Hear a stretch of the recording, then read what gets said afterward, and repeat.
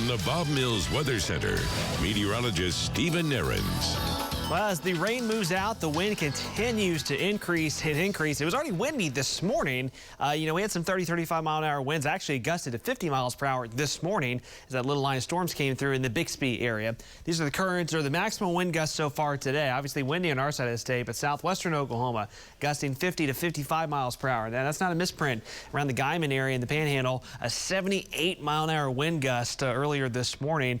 The Panhandle can often have some extreme winds with these types of storm systems, and those types of wind gusts, at least those 40+ mile an hour gusts, translate their way into eastern Oklahoma this afternoon. Now, the setup right now, because of how the winds can kind of mix down from just above the ground to the surface where it's sunnier, those stronger winds just aloft have a better chance of making it down to the surface. So generally, where the sunshine is broken back out is where the windiest conditions are right now, gusting near 40 miles per hour. OKC and Stillwater out to Pawnee.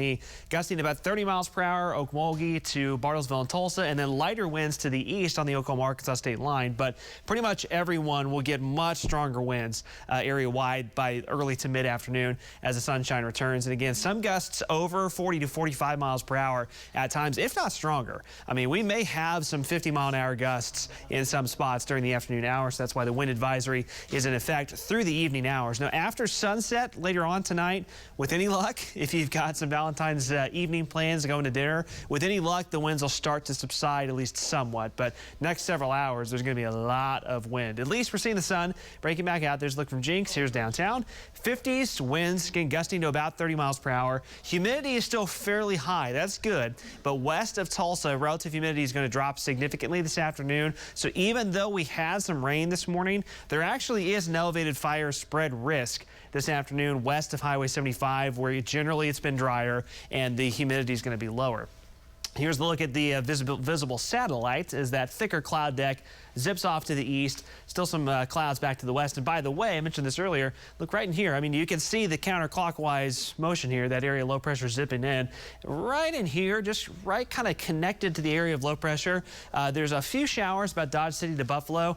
Right there, that's going to track right along the Oklahoma-Kansas, state line and produce a couple storms later this afternoon. Now, the severe weather potential is just to our north. You get up towards Chinook, Kansas, then closer up towards Kansas City. That's where it's more likely that there could be a few isolated severe storms, but not out of the question that we might have one or two try to sneak their way down towards our northern counties. So highs today, lower 60s expected around the metro, some low to mid 60s to the south. Areas north of Tulsa, I've got you right around 60, but clouds are going to move back in. Some spots around Bartlesville and Copan, even Pawhuska. If the clouds stick around, you may hold in the upper 50s today.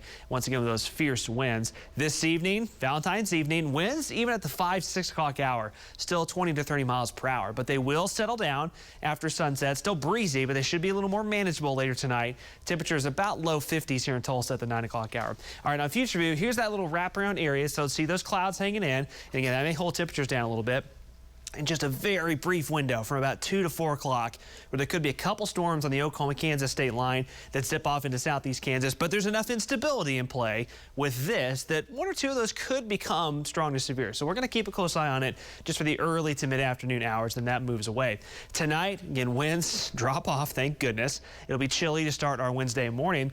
Tomorrow afternoon's temperatures are going to be a little tricky as the front nudges in and kind of stalls out. Some 50s along the Oklahoma-Kansas state line, our northern counties. I've got Tulsa in the upper 60s, but we're right on that boundary. If that waffles a little further south, that could cool us off. But then 70s to the south, and then late in the day, Wednesday into Wednesday evening and Wednesday night, there is a threat for some scattered severe storms, mostly south and east of I-44.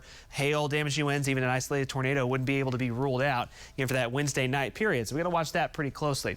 That's out ahead of, you guessed it, a pretty strong cold front. So after the warmth for today and tomorrow, relatively speaking, temperatures plummeting on Thursday and back to chilly weather for at least a few days.